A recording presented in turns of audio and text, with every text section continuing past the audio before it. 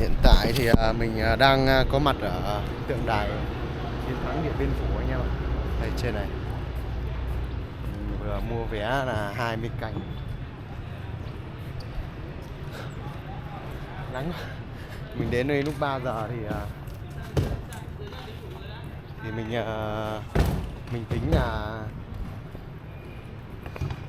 tính là mình đi về Sơn La luôn, nhưng mà có lẽ hôm nay mình sẽ ở đây, mình ở Điện Biên một hôm.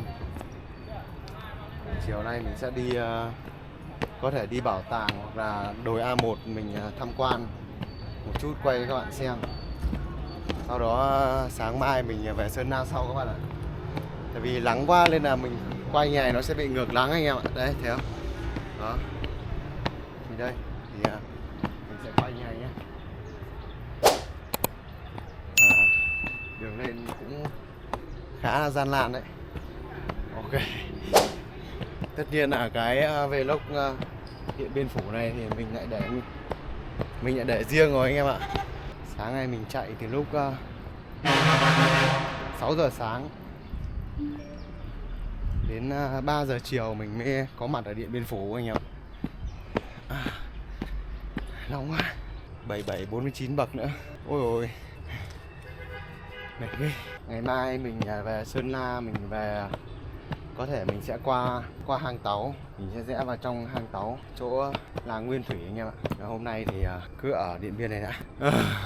Nắng phết anh em ạ. Mình lên gần đến nơi rồi. Này, anh em có thể xem Điện Biên Phủ bên dưới. Kia là khách sạn Mường Thanh. Ui, máy bay kìa. Đúng lúc cái máy bay đang bay kìa. Sân bay à?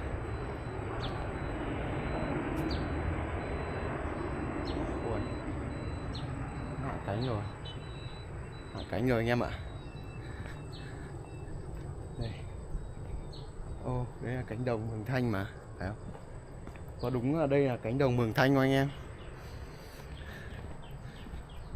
Không biết. Bây giờ mình sẽ lên trên này. Bây giờ mình gần đến nơi. Mình đã leo lên đến trên đây. Trên tượng đài chiến thắng Điện Biên Phủ này.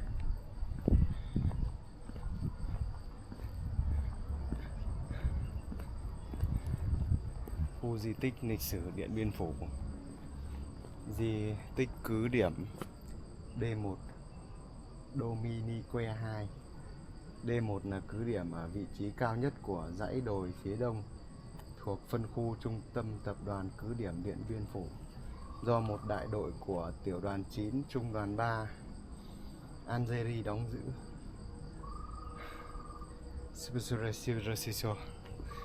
Ôi ôi.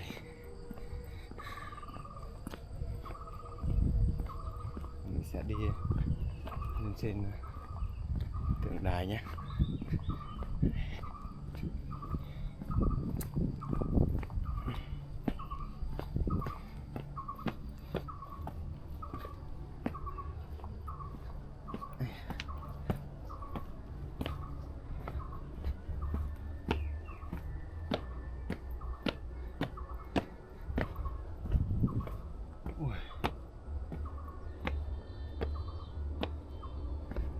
Nóng quá. Đi một mình thôi à bạn.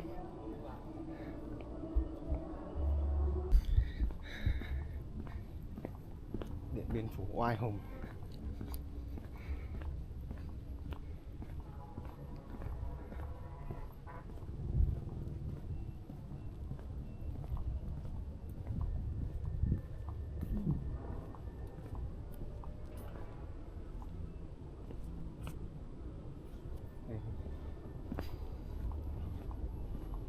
Bốn phía thì không có gì.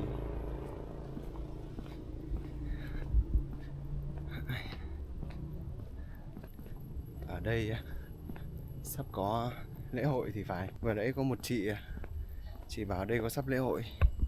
Khu vực đồi A1 à. Nếu mình đi tham quan ở đây một chút xong rồi mình về luôn Điện Biên thì nó sẽ về luôn Sơn La thì muộn quá anh em ạ. Có lẽ mình sẽ tìm một cái nhà nghỉ nào ở gần đây và mình đi tham quan chút đây nha. Tuy rằng mình hơi mệt rồi nhưng mà vẫn có thể phục vụ anh em được. Ui. cũng vậy thôi. Ở đây chủ yếu là cái tượng đài này. Chủ yếu là tượng đài chiến thắng Điện Biên. Ok, anh em tiếp tục theo dõi clip cùng mình nhé. Cái nóng ở Điện Biên nó làm cho mình cảm giác như nóng kinh khủng luôn. Ở trong này thì cũng không có gì, chắc là chỉ có những cái đồ đạc cũ rồi đây. Bây giờ mình chụp tấm ảnh đây xong rồi mình quay xuống dưới nhé. Quay xuống dưới để mình đi tìm một cái nhà nghỉ và một cái quán để mình có thể thay dầu xe máy. Cái nhà nghỉ để mình có thể nghỉ ngơi anh em ạ. Mình có lên qua bảo tàng không nhỉ? Chắc là phải qua bảo tàng hoặc là đồi A1 chứ. Nhưng mà có lẽ là mình sẽ đi tìm một cái nhà nghỉ trước ạ. Nóng quá. Từ trên cao này có thể quan sát được một cái cánh đồng lúa ở đằng xa kia. Rõ ràng ở thành phố nhưng lại có một cái đồng lúa và một cái sân bay ở giữa luôn anh em ạ. Thật là tuyệt vời. Đúng là hết Sài Gòn 37. Hiện tại thì mình đang có mặt ở Bảo tàng Chiến thắng Điện Biên Phủ anh em ạ. Vé vào tham quan sẽ là 100k cho người ở ngoài tỉnh. Còn nếu mà ở tỉnh Điện Biên sẽ là 50k.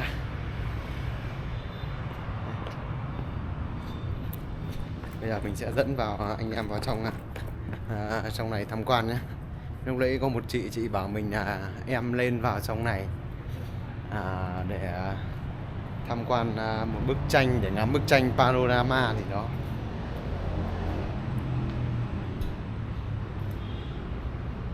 Quý khách vui lòng gửi đồ. Dạ. Vâng. Chào anh. 95 làm một Điện Biên lên vành hoa đỏ, lên thiên sử vàng. Mình cài lại cái góc máy này. Đây à? Dạ vâng. Cứ đi theo lối này được à? Ủa, rộng ghê ta.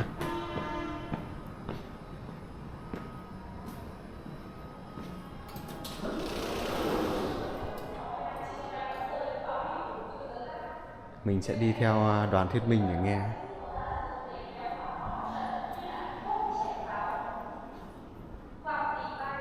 Bác Hồ. Ôi, nhiều thứ quá.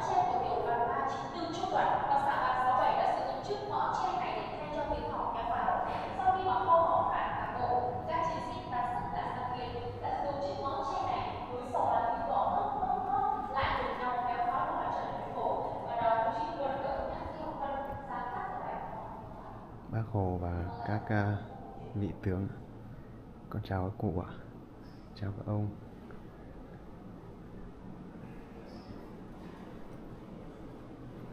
Ui, vũ khí này, nỏ này.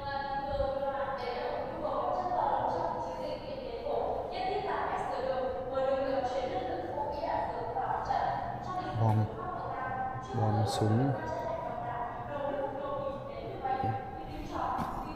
Hũ rượu cần.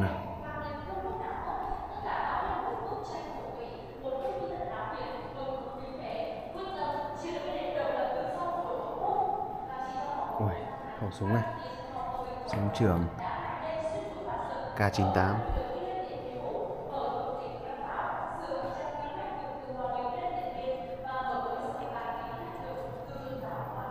Xẻng, súng lục, bom bi này.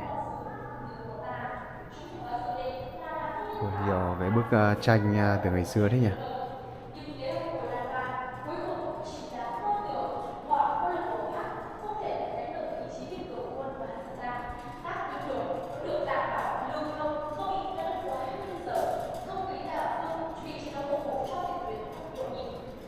Phòng ngự của quân Pháp.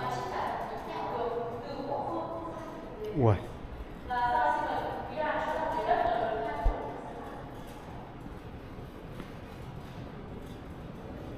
Bom biết các kiểu. Ui, súng này, nhiều loại súng thế. Tiền Đông Dương.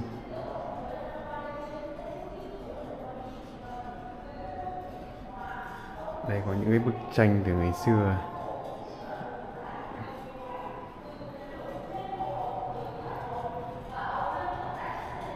Cờ quân Lê Dương. Ui, súng phun lửa à? Sợ đấy nhỉ. Mình nhiều thứ đấy, hay lắm. Đây là của Việt Nam mình này. Ui, đinh Pù Long này, mình sợ đấy. Này sao chả ăn đòn. Chân bàn làm việc cả chân giường ấy. Ui này, đồ từ ngày xưa này. Áo đại cán này, đâu có giặc là ta cứ đi, đường tôi đi. Dép cao su này, áo chấn thủ này. Nhiều quá. Mình muốn đi qua xem bên đoàn này một chút. Ui, kéo pháo này.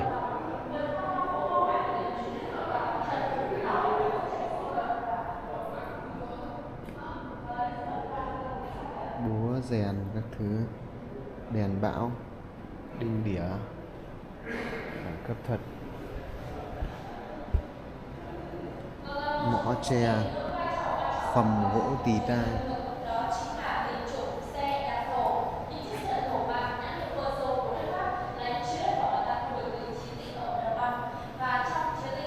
Dây chảo, dây chảo để kéo pháo à? Vỏ đạn này, ui, vỏ đạn 12 ly 7 này. Dao đuôi bom này, phải.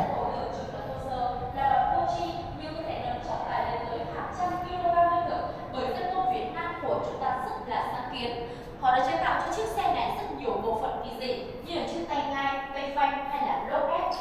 Và sau khi mà chiến dịch Điện Biên Phủ đã hòm đựng đạn. thì một lý giả người Pháp đã phải thốt Đây có nhiều bức tranh nữa. một trong lý do mà khiến Pháp thất bại đó chính là bởi tinh chủng xe đạp thổ này được điều khiển bởi những người dân công ăn không đủ no mà không đủ ấm, ngủ trên những mảnh ni lông trải ngoài bìa rừng. Vậy mà có thể đánh bay được những loại vũ khí tối tân hiện đại của thực dân Pháp như là pháo lớn hay là xe tăng. Và ngày xin mời quý đoàn chúng ta cùng trò chuyện tiếp ạ.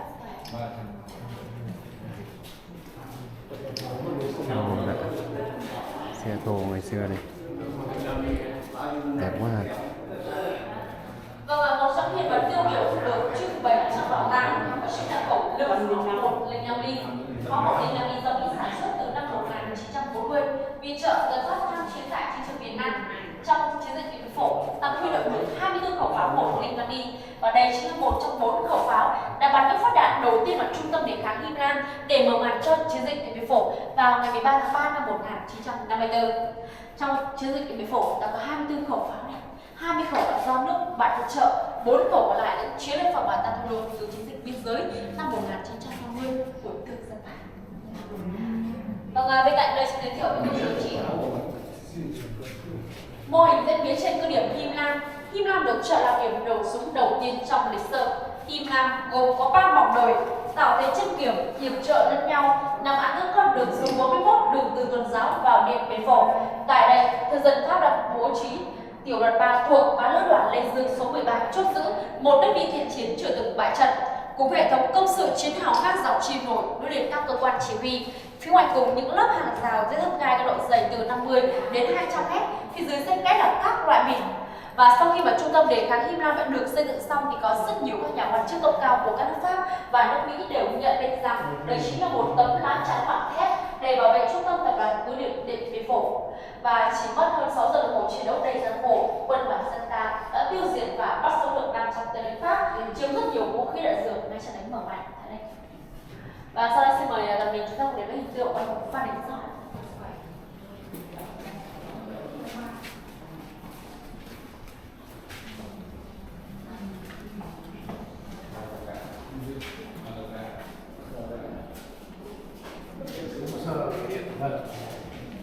Vâng, để được truyền thống ngay trong trận đánh mở màn, ta không thể không nhắc tới tấm gương hy sinh của anh Phan Đình Giót khi chiến đấu tại cứ điểm Him Lam, một cuộc chiến giao vô cùng gay go và ác liệt.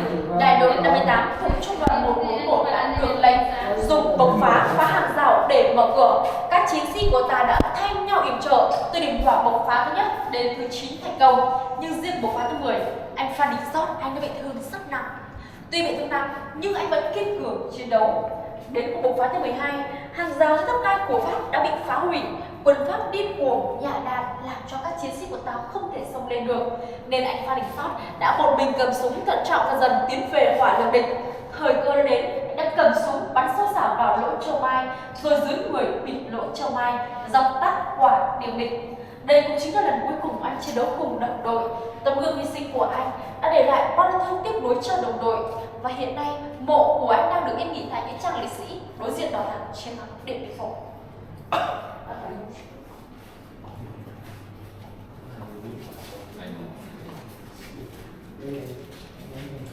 Vâng ạ, đoàn mình đã thông qua đối một chưa? Vâng, xin giới thiệu với cô chú anh chị, đây chính là mô hình diễn biến trên cứ điểm đồi A1, nơi mà cuộc chiến diễn ra vô cùng gay go và ác liệt. Nếu như mà chiến dịch Điện Biên Phủ trải qua 56 ngày đêm chiến đấu, thì trên cứ điểm đồi A1 này, ta đã phải dần dần với quân Pháp từng tấc đất, từng mét chiến hào, trải qua 39 ngày đêm chiến đấu đầy gian khổ. Và đồi A1 được cho một cái điểm quan trọng nhất của dãy đồi phía đông, có nhiệm vụ bảo vệ trung tâm tập đoàn cứ điểm Điện Biên Phủ. Tại đây, thực dân Pháp đã biến cái điểm này trở thành chiếc chìa khóa hay là chiếc cuống họng, và đã bố trí thành 3 hệ thống phòng tuyến.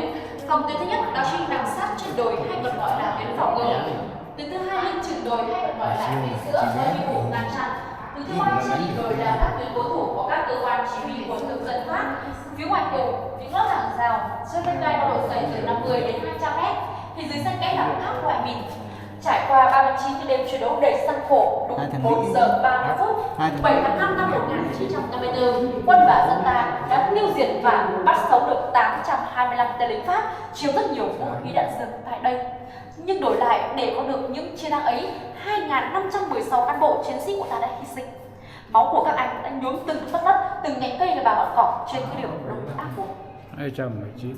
Xin mời quý đoạn hướng sau đi ạ.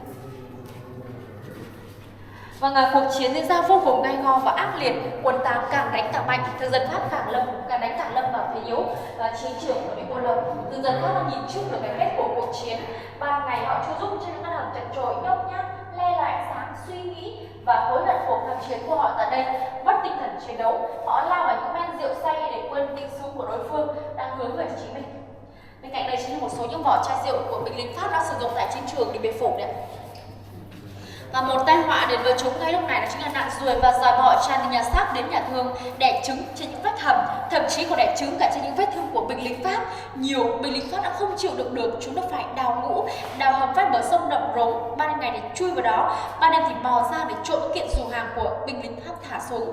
Khi mà sử dụng không hết, chúng còn mang bán với giá cắt cổ cho đồng đội của mình. Họ đã bện chiếc cúi bằng dơ với chiều dài là 2 m, đường kính là 1,5 m để cho những cái đạn khi mà cúi rất là to. Khi mà tiến dần về cái điểm của Pháp thì rất dễ bị phát hiện, nên các chiến sĩ của ta lại có sáng kiến đó chính là Pháp không kịp trở tay và các đạn đã bị thủ chính nạn. Và kết quả trong trận đánh này là tiêu diệt được bác sĩ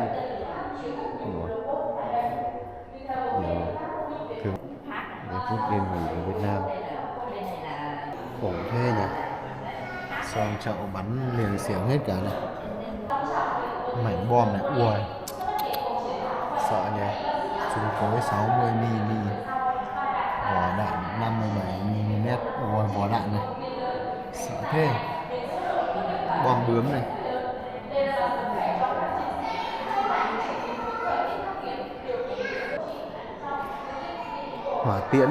Hỏa tiễn H6, hộp đựng khẩu phần ăn, huân chương chiến công. Thông tư 320 ngày 1 tháng 5 năm 1954, dù người, bản mệnh lệnh. Ui.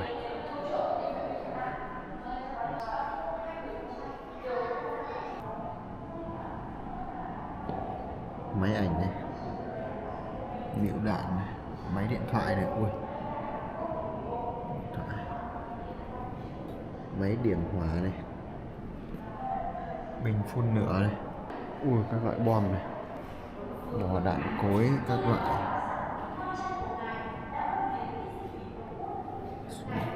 nhiên lưỡi này, huy hiệu chiến sĩ Điện Biên.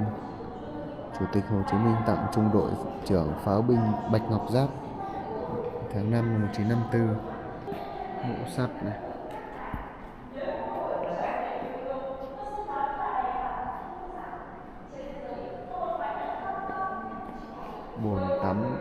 bom bi. Ủa, khiếp, quả bom dã man đấy, to kinh khủng. Huân chương chiến sĩ,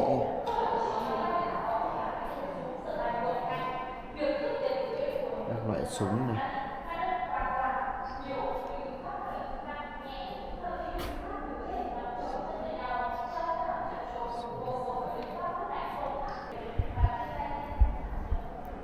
Quá nhiều thứ mọi người ạ.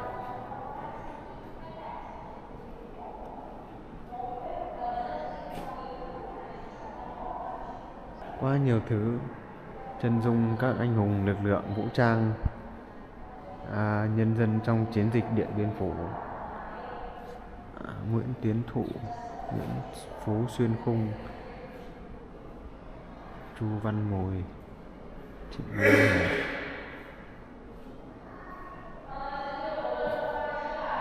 Hiểu thế.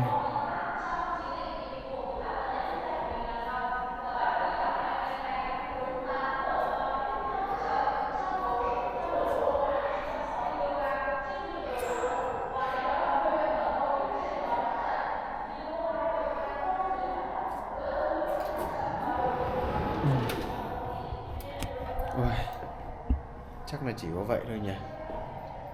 Đúng rồi, chắc cũng chỉ có vậy thôi. Mình vừa đi tham quan một vòng anh em ạ.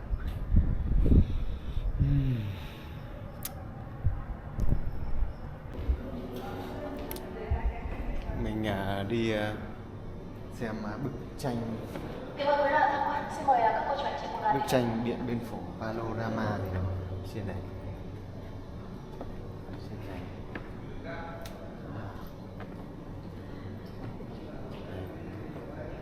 Tối đấy. Chưa có bật điện. Khách sạn ngay cạnh sân bay. Chưa bật điện.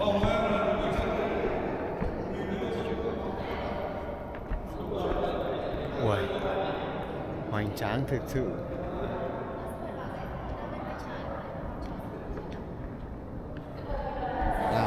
Hình như là cái dưới chân nó sẽ xoay hay sao ấy. Cái dưới chân này nó sẽ xoay hay sao thì phải. Để ngồi đây nó xoay. Vâng, hình như ngồi đây nó xoay thì phải. Ngồi đây. Ngồi ở đây và cái bức tranh nó sẽ xoay. Chắc là mình đoán đấy, tranh đây. Nhưng mà hiện tại đang rất là tối.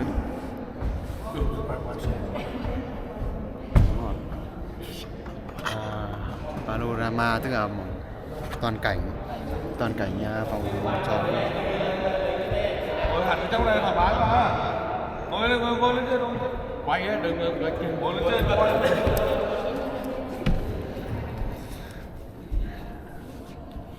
Kính thưa quý vị, khi tham quan bức tranh panorama chiến dịch Điện Biên Phủ, quý vị sẽ có thời gian 6 phút để nghe giới thiệu nội dung. Sau đó ánh sáng sẽ bật tỏa không gian.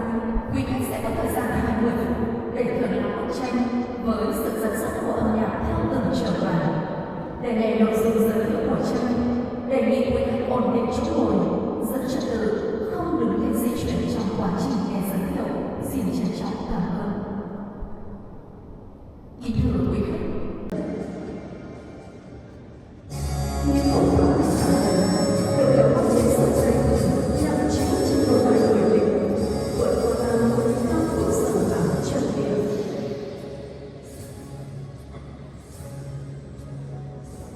Trưởng đoạn 2, khúc giao đầu hùng tráng. Ôi, bên này đẹp hơn. Với địa điểm là trận đánh tại trung tâm thể thao Việt Nam vào ngày 15 tháng 3 năm 1954, để được sức mạnh và quyết tâm giành thắng lợi dành cho trận đánh mở màn chiến dịch Điện Biên Phủ. Sau khi tiêu diệt trung tâm thể thao Việt Nam, quân đội nhân dân Việt Nam tiến đánh các cứ điểm độc lập, bản nhào, tiến vào phân khu trung tâm Mường Thanh, đánh chiếm các sách đổ phía đông, trong đó có cứ điểm đồi An Một. Trưởng đoạn 3, cuộc đối đầu lịch sử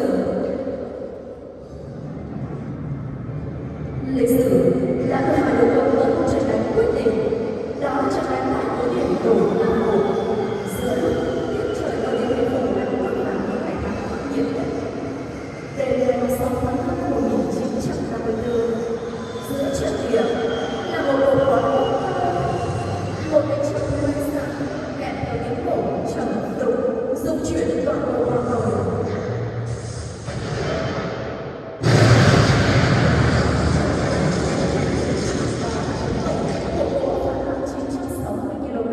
Mà quân đội nhân dân Việt Nam đã đặt chọn quyết tâm tiêu diệt điểm đồn A1. Trường đại một không phải con đường chiến thắng, là hình ảnh lãng cầu quyết chiến quyết thắng của Chủ tịch Hồ Chí Minh tung bay trên học phần tự động giữa chiều ngày tháng năm lịch sử báo hiệu giờ chiến thắng. Chiến dịch Điện Biên Phủ toàn thắng đã kết thúc 9 năm kháng chiến chống Mỹ chống Pháp đầy gian khổ của dân tộc Việt Nam.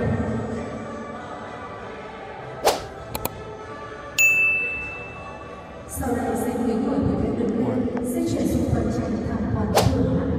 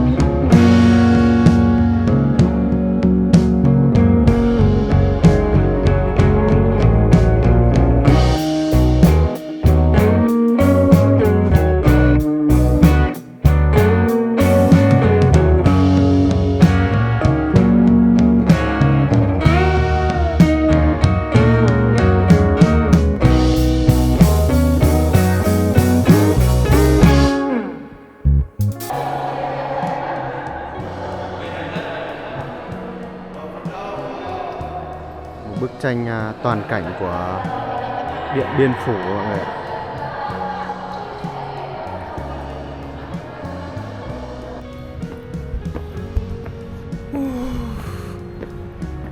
Đúng là một lịch sử hào hùng anh em ạ. Và mình cũng khá là mệt rồi. Một bức tranh toàn cảnh mình không nói chung là mình hơi dốt lịch sử một tí anh em ạ. Mình cũng muốn đi tìm hiểu rồi tham quan các thứ với cả quay lên cho anh em xem ấy. Nhưng bây giờ thì mình tìm một cái nhà nghỉ mình nghỉ ngơi đã. Chắc là mình không ra chỗ hầm tướng Đờ Cát nữa vì mình cũng khá là mệt rồi. Ok, thế anh em nhé.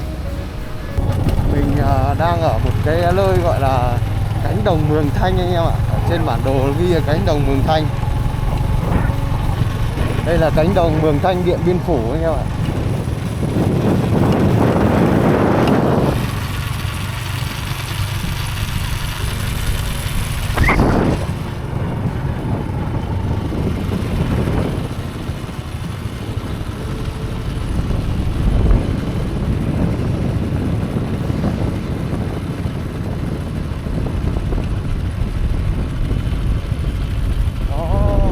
Một cái cánh đồng ở cái chỗ đường sân bay lúc nãy mình quay ấy.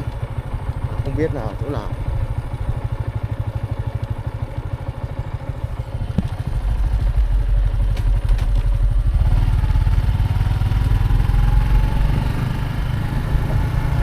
Có một cánh đồng mà ở giữa nó có một đường sân bay đẹp vãi chưởng luôn.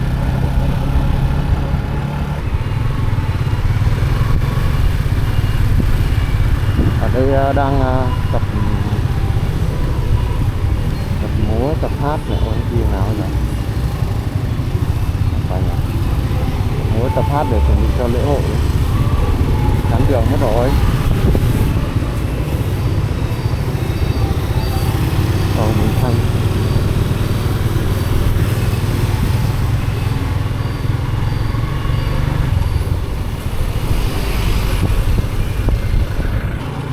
Ra cầu Mường Thanh đấy nhá anh em ơi. Đây à? Cầu Mường Thanh đây. Có đi đâu?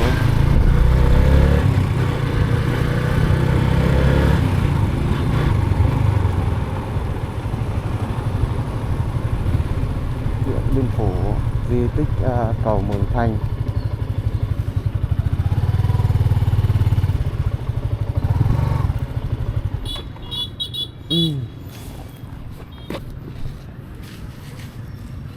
Công an Điện Biên dễ thương thật sự. Mình đứng đèn xanh đèn đỏ nhưng mà mình đứng sai làn anh em.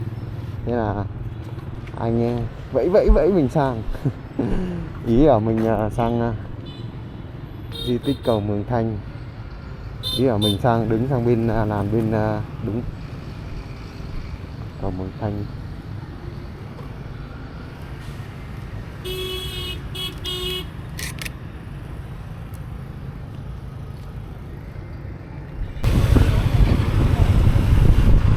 Độc lập, tự do, hạnh phúc.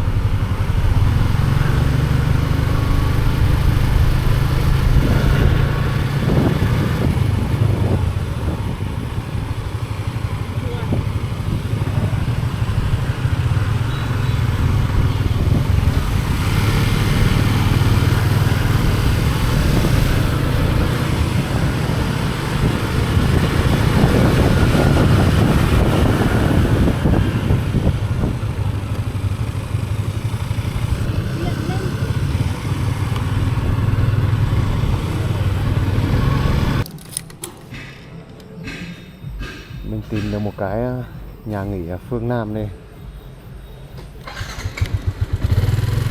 nhưng mà không tìm được một cái quán sửa xe nào hẳn hoi.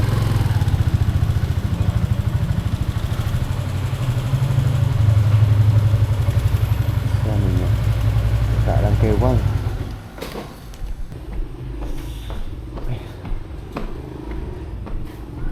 Khách sạn, nhà nghỉ Phương Nam Hotel Điện Biên, chả có ai. Tầng 3. Gọi điện Lệ Tân đang biết đang đi đâu. Ông chủ bảo cứ lên. Ui, giật mình. Cô à? Cho em lấy phòng á. Vâng, vừa gọi điện cho một anh. Sao gọi vào số này thì dễ hơn. Thì đây, gọi vào cái số ở đây ạ. Đây, gọi số này thì Vâng. ở trên xuống. Vâng, cháu không biết. Thì Anh bảo lên phòng 301. Vâng. 301 vừa dọn xong ướt, thế là mình phải xuống lên 73 đi. 703. Vâng. Có căn cước rồi.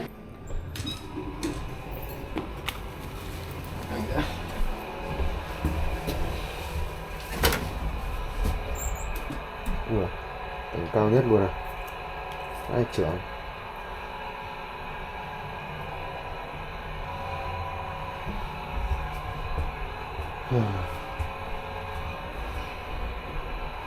Xì tai đi phượt hết cả hơi.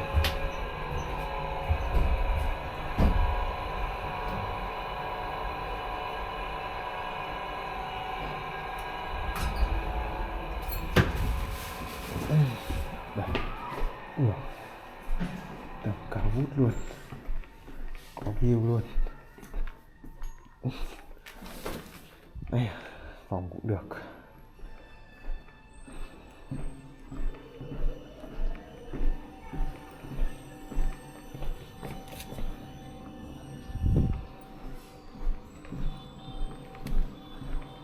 Phòng ở đây là 250 anh em ạ.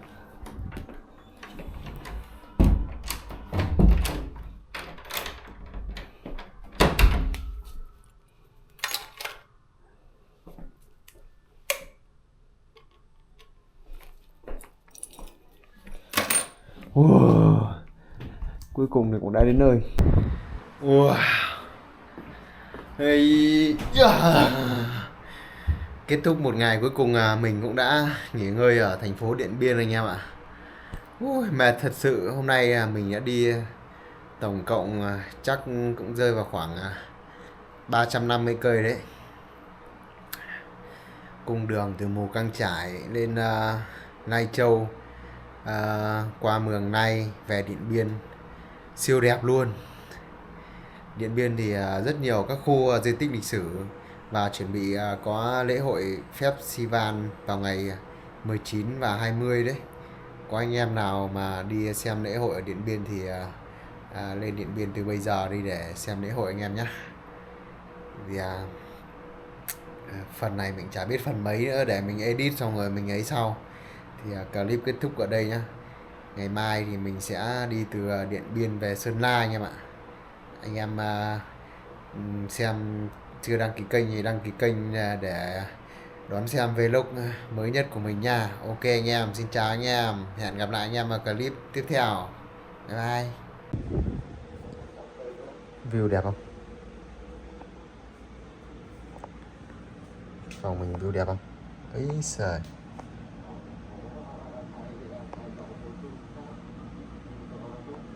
Đây cũng là cái đầu đường đi về phía Sơn La ấy. Mình ở đây nó sẽ tiện.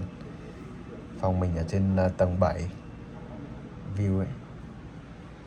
Phòng thì bé bé thôi nhưng mà được cái cũng sạch sẽ. Được. Đêm nay mình ngủ ở Điện Biên. Sáng mai sẽ di chuyển về Sơn La anh em nhé. Hello, xin chào anh em nhá. Lại là Vinh đây. Hiện tại hôm nay là ngày thứ 3. Mình đang ở Điện Biên anh em ạ. Hôm qua mình ở cái Phương Nam Hotel Điện Biên này. Khá là sạch sẽ và rộng rãi, đẹp. Em về Thái Nguyên ạ. Ngày thứ 3 trên hành trình vượt Tây Bắc anh em ạ. Xe các thứ mình chuẩn bị xong hết rồi. Bây giờ mình đi trên đường thì mình thấy chỗ nào có thể thay dầu được thì mình thay dầu thôi anh em. Thay chai dầu khác vào đi cho nó bốc. Xe bẩn quá.